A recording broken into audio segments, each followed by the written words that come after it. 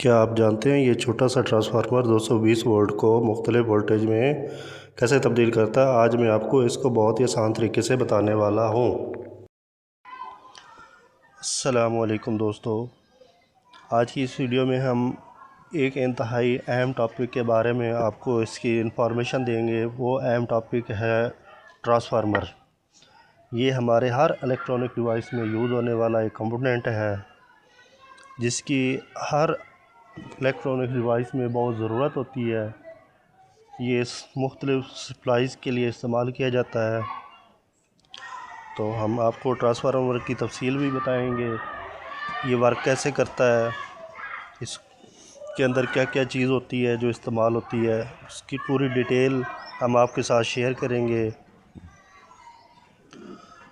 तो अगर हमारे पास 220 वोल्ट हैं तो हम उसको 6, 10, 12 और 24 वोल्ट में कैसे तब्दील कर सकते हैं।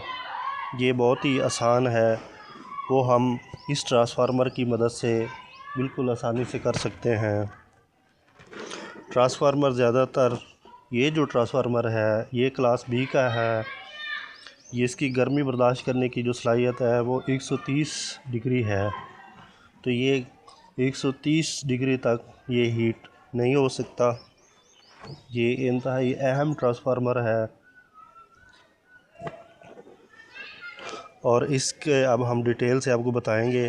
सबसे पहले इसका ये आयरन कोर होती है जिसके अंदर हम प्राइमरी कोयल को वाइंड करते हैं। वाइंड करने के बाद ये हमें कोयल से इनपुट देते हैं सेकेंडरी कोयल, यहाँ से हम आउटपुट मिलता है।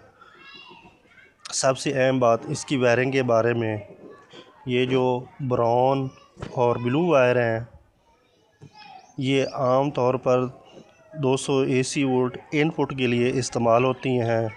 और इसके साथ ये वाली जो वायर है जो ब्लैक है ये कॉमन वायर होती है।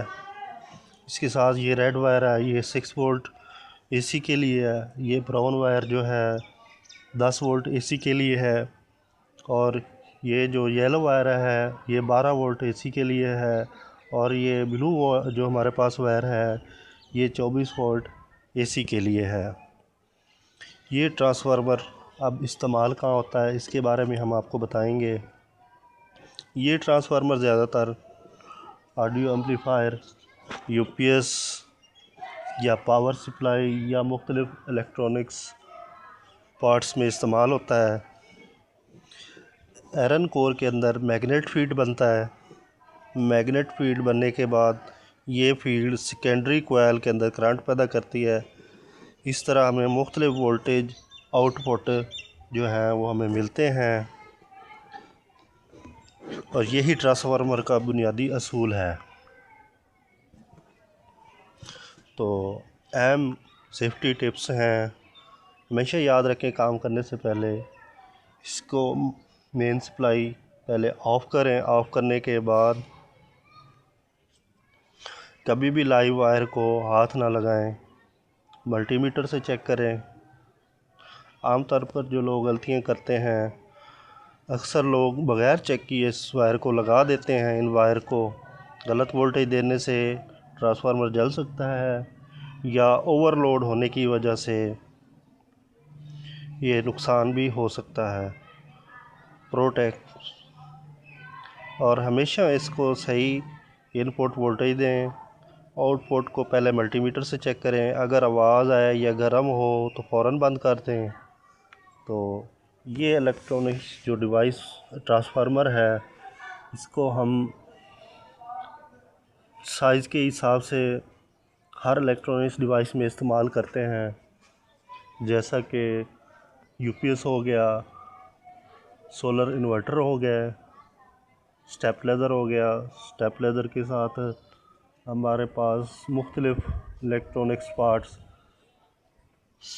ये छोटे छोटे ट्रांसफार्मर चार्जर वगैरह में भी इस्तेमाल हो सकते हैं। तो ये ट्रांसफार्मर एक अहम इलेक्ट्रॉनिक्स पार्ट्स है। इसके बग़ैर इलेक्ट्रॉनिक सर्किट यूँ समझ जैसे नामुकम्मल है।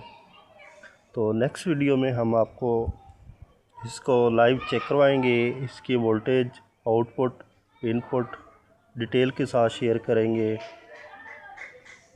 डिटेल के साथ। तो अगर आपको हमारी ये वीडियो पसंद आई हो, लाइक करें, शेयर करें, सब्सक्राइब करें और हमारी नई आने वाली वीडियो को बार वक्त देखने के लिए बेल आइकॉन को प्रेस करें। अल्लाह हाफिज़।